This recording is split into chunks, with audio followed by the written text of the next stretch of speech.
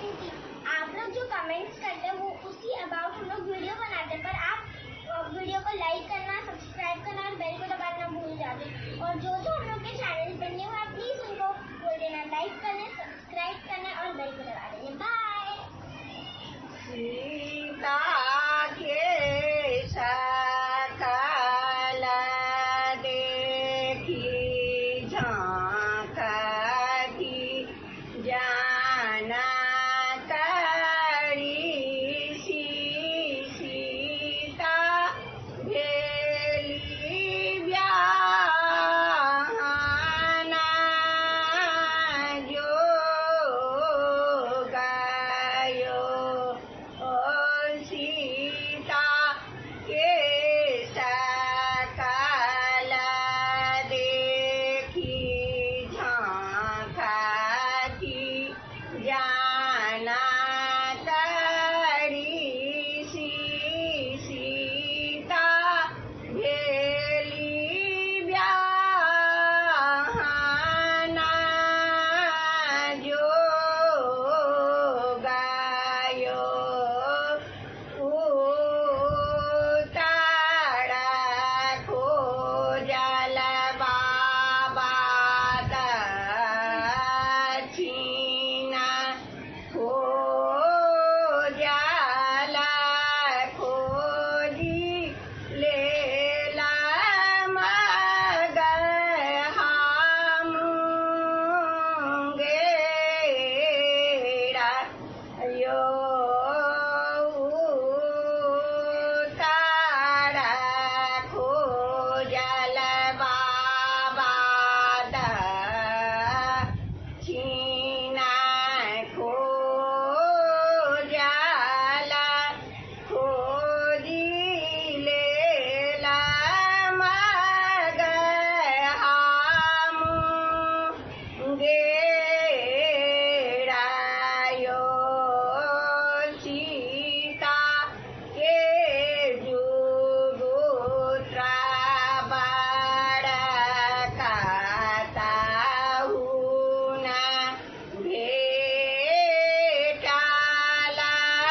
आब सीता रहली कुमारी यो सीता के जुगुत्रा बड़काता हुना भेटल आब सीता रहली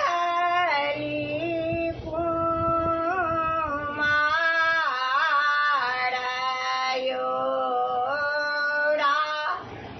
जा जनकाजी धनुष जग ठानल धनुष के देल ओठंगाई यो